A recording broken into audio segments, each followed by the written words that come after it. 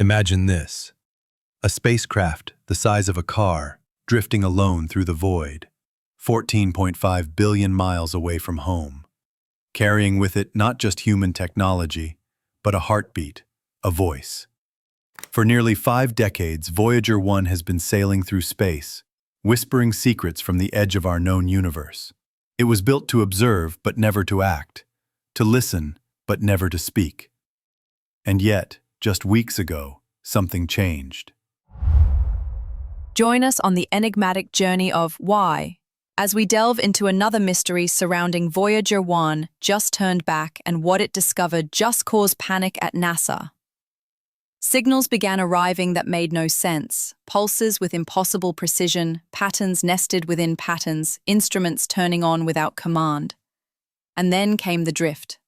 Voyager wasn't just moving anymore, it was being guided towards something that defies logic, something invisible to every telescope we possess, yet real enough to bend the trajectory of a machine launched in 1977. Was it malfunction, coincidence? Or was something out there in the darkness between stars responding? What you're about to see is not science fiction. These are NASA's own findings, carefully buried in classified reports, now leaking into public view. Because Voyager may have just done what no probe in history has ever accomplished. It may have found a response. Not from Earth, not from us, but from them. Voyager 1's journey began with a rare cosmic alignment, a window that only opens once every 175 years. Jupiter, Saturn, Uranus, and Neptune had lined up like stepping stones across the solar system, and NASA seized the opportunity to build 2 spacecraft, Voyager 1 and Voyager 2, that could ride the gravity of each planet as a slingshot to the next. The engineering marvels of the 1970s, these probes were built with less computing power than a digital wristwatch, yet designed with such foresight that they're still functioning today. After breathtaking encounters with Jupiter and Saturn, Voyager 1 turned northward, out of the ecliptic, out of the plane of the solar system, and toward the stars. Its planetary mission was over, but its legacy was only beginning. Over the decades, it continued its silent voyage, moving 1 million miles a day into the cosmic dark. It transmitted data from regions no human creation had ever reached, the edge of the heliosphere, the termination shock, and finally, in 2012, the threshold into interstellar space itself. But out there beyond the sun's protective bubble, the environment was far from empty. Voyager recorded denser plasma, unchanging magnetic fields, and strange oscillations that scientists could barely explain. The deeper it went, the stranger the data became, and then something changed. In late 2017, Voyager's control team at NASA noticed something deeply troubling. Its antenna, which should have been aligned with Earth, was reporting a misalignment, but the signal strength was perfect, as if the spacecraft was both out of Position, and yet still precisely locked onto us. It was like hearing someone speak from behind a wall while watching them stand silently in front of you. Internal checks revealed nothing wrong. Then came the wave patterns, rhythmic plasma oscillations that didn't fade, didn't scatter, and didn't match anything we'd ever seen before. And then temperature spikes. Every 4.8 hours, Voyager's external systems would heat up by nearly 30 degrees, then cool back down like clockwork, like breathing. The energy wasn't coming from inside. Something external was touching the probe. Worse still, despite the stress, Voyager's systems began to operate more efficiently. This wasn't degeneration. This was optimization. Something was modifying how the 1970s machine processed energy, rerouting power like a modern AI. But Voyager doesn't have AI, it doesn't have autonomy, and yet it was anticipating commands, reacting before instructions were sent. Either it had become something more, or something out there had taken the controls. By early 2025, Voyager 1's position was off, not wildly, but just enough to notice. A few kilometers at first, then hundreds, then thousands. The deviation wasn't erratic. It was purposeful, measured, as if Voyager were being nudged deliberately toward something. Engineers at JPL tried to correct it. They sent counter-commands, fired backup thrusters. Voyager acknowledged the instructions, but didn't change course. It was as if something was overriding NASA's commands, like a ship changing tack against the wind. Voyager was making slow, calculated adjustments, and the destination? A patch of space 4.3 light-years away. Nothing known is there. No stars, no planets, just a blank spot on our deepest maps. But Voyager is going to it with precision, as if answering a call. When NASA sent the command to reactivate Voyager's long-dead camera system, a Hail Mary attempt to see what lay ahead, they expected silence. What they got was a response. The camera came online, not just online, but functioning better than its specs allowed, and it didn't send a photo. It sent a spiral, not a random swirl, but a mathematically perfect pattern, layered, concentric, dense with information. A fingerprint, a map, a message. This image wasn't just strange, it was impossible for Voyager's 1970s hardware to create. The system hadn't just been reactivated, it had been reprogrammed. One by one, other long-dormant instruments followed, and none of them behaved like they used to. Instead of raw data, they sent compressed, structured packets, patterns within patterns. Information that appeared optimized by something smarter than Voyager, something other. And then came the timing.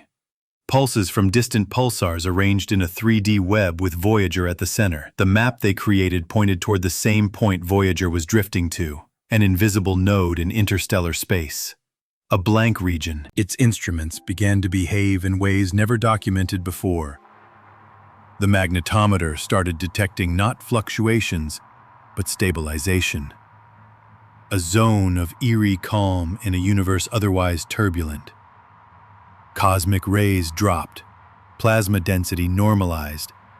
It was like Voyager had crossed into a pocket of space where chaos paused, as if someone had cleared the path ahead. This silence wasn't peaceful. It was surgical, like an antechamber before something monumental. This region, which mission logs dubbed the Dark Sector, is an interstellar blind spot, a place devoid of the electromagnetic noise that fills the rest of space. It was as if Voyager had entered a vacuum of observation, a region where no external data passed through and no light returned. But within this void, the signals Voyager received became stronger, more structured. They weren't random bursts or cosmic static. They were pulses, precise, timed, and spatially layered. Something was there. Not emitting radiation, not reflecting light, but sending messages. In one of the most bizarre transmissions ever received from an interstellar probe, Voyager's low-gain antenna emitted a packet of raw binary code, thousands of lines. Initially dismissed as a glitch or cosmic ray interference, the signal was passed to AI decoding algorithms, which revealed something staggering. Embedded fractal symmetry, base force sequencing, and repeating motifs that mirrored the double helix structure of DNA. Scientists were paralyzed. Either Voyager was breaking down in the most organized meltdown ever seen, or something was using it to send a message in biology's language. There were codon sequences, but no protein output. Patterns mimicked organic chains, but contained errors that made sense, like deliberate mutations, not broken but encrypted. This wasn't DNA. It was meta-DNA, a scaffold of something biological reinterpreted as a message, as if whatever sent it knew how life works, or how we work. Shortly after the DNA-coded signal, Voyager's gyroscopes began to spin independently. The movement wasn't random. It matched Morse code rhythms, a dead system tapping messages into space. And even more unsettling, those patterns, when converted to audio, formed harmonic tones, frequencies that mirrored human speech cadences, but without phonemes or language. It was like hearing a ghost of communication, something trying to match us syllable by syllable. Psychologists were brought in, cryptographers, even linguists. What they found was chilling. The tones correlated with emotional emphasis, Rises and falls consistent with surprise, fear, and curiosity. It wasn't speaking words, it was speaking intent, like something was learning our rhythms, like it had been listening for decades, and now it was trying to speak back. Gravitational pull. No celestial body to explain the change. Engineers confirmed it. Voyager 1 had executed a maneuver it wasn't programmed to perform. With no active propulsion, no command sent, the turn wasn't random. It aligned with the pulsar grid received days before, a precise angle down to the decimal, as if Voyager had received coordinates and accepted them. It's now en route to a spatial corridor we didn't know existed. A tear, a fold, a transit point, no one knows. But one fact now echoes across mission control like a forgotten prophecy. Voyager 1 just turned, not because we told it to, but because something else did. Voyager 1 was never supposed to survive this long. It was designed for a planetary tour, not an interstellar pilgrimage. It was never supposed to send back data beyond the edge of the solar wind. And it was certainly never built to receive anything. It was meant to speak, to declare our presence to the stars with a golden record of whale songs, human laughter, and distant greetings.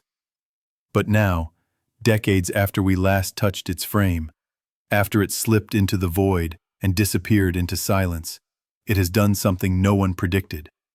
It turned, not in failure, but in purpose. The signals it captured, the images it relayed, the spiral codes and harmonic pulses, the shifts in trajectory, they all point to one horrifyingly beautiful conclusion. Voyager 1 was not alone. It never was. Something, someone, was listening, waiting, watching. And now that our most distant emissary has crossed the line between silence and response, we have to ask a question that no one at NASA ever dared to speak aloud. What if we were never meant to look back? Because Voyager didn't just turn in space. It turned in narrative, in history, from tool to messenger, from observer to witness, and perhaps now to participant. We aimed it outward, hoping for echoes. Instead, we may have summoned a mirror. So, what happens next? Where does Voyager go? What waits at those impossible coordinates? And more importantly, what awaits us when it arrives? Thank you for joining us today on Why. Let us know your opinions in the comments section below. Don't forget to like, subscribe, and click the video on your screen for more mind-bending content.